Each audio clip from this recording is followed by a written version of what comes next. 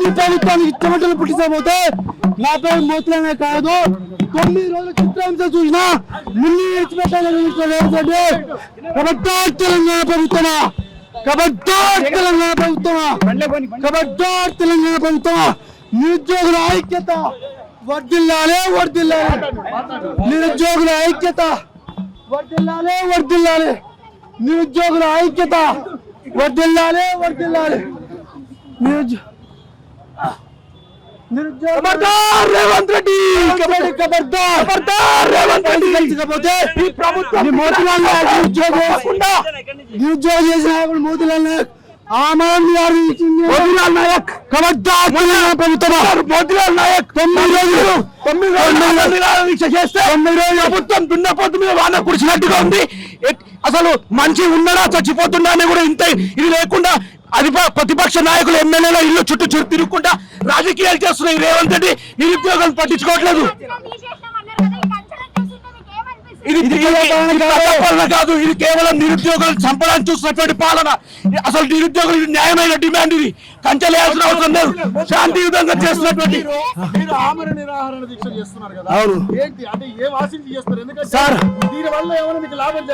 Sir నాకు లాభం కాదు సార్. తెలంగాణలో 12 సంవత్సరాల నుంచి 34 లక్షల మంది నిరుద్యోగులు చచ్చిపోయేలా పరిస్థితిలో ఉన్నారు. వెయిట్ చేసి కళ్ళు కాయలు కాసిపోయినాయి. వాళ్ళకి న్యాయం చేయండి. నాకు కాదు, వాళ్ళ కోసం నేను చేసిన పోరాటం ఇది. నేను నా క్యారెక్టర్ అసోసియేషన్ చేసినారు. ఈ ఉద్యోగం తీసుకున్నానని చెప్పేసి అది చేసిన చెప్పేసి అది చేసి వస్తున్నా బ్లాక్ ఆఫ్. ఖబర్దార్ రేవంత్ రెడ్డి. తెలంగాణ ప్రభుత్వం మోదీ నాయక్ కూడా హాస్పిటల్ ఉన్నప్పుడు మమ్మల్ని అందరినీ అరెస్ట్ చేస్తారు. కనీసం సంఘీభావం తెలపడానికి వస్తే కూడా ఈ ప్రభుత్వం మా పట్ల, అందరి పట్ల, విద్యార్థుల పట్ల రోడ్ మీదకి వచ్చారు. ఈ కంపల్సరీ ఈ నిరుద్యోగులకు సంబంధించింది కంపల్సరీ అంశం 100% రేవంత్ రెడ్డి సర్కార్ కి డిమాండ్ చేస్తున్నాం. మా పోరాటం ఆగే జై తెలంగాణ. ఖబర్దార్ రేవంత్ రెడ్డి.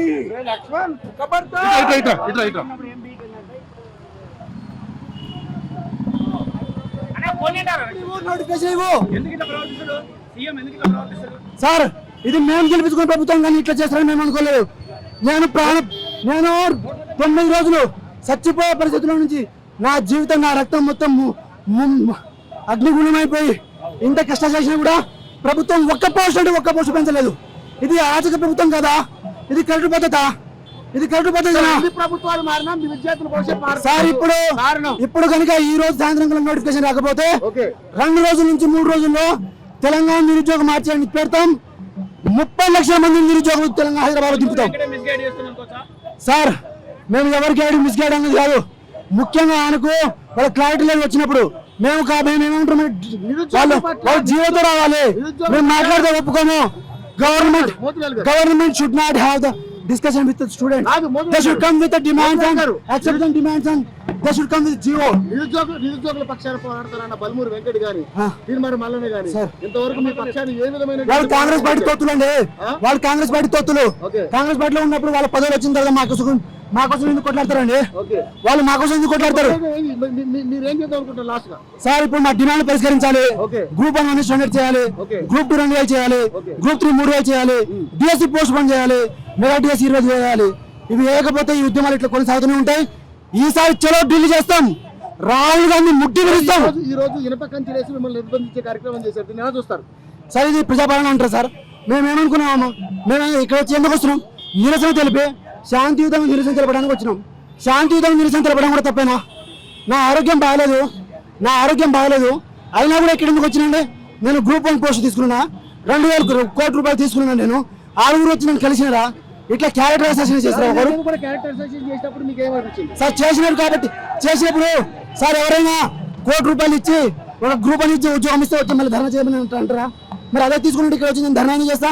అది పిలిపించిందా? నేను ఇక్కడ టీఎస్బీఎస్ ముట్టడి ఇచ్చిందా? మేము ఈ డిమాండ్ పరిష్కారం అయ్యేంత వరకు ఈ ఉద్యమాలు ఇట్లా సాగుతూనే ఉంటాయి. ఈ ప్రభుత్వాన్ని త్వరలో కొల్లగొడతాం. త్వరలో మేము నిలబెట్టిన ప్రభుత్వాన్ని మేము కూలగొడతాం.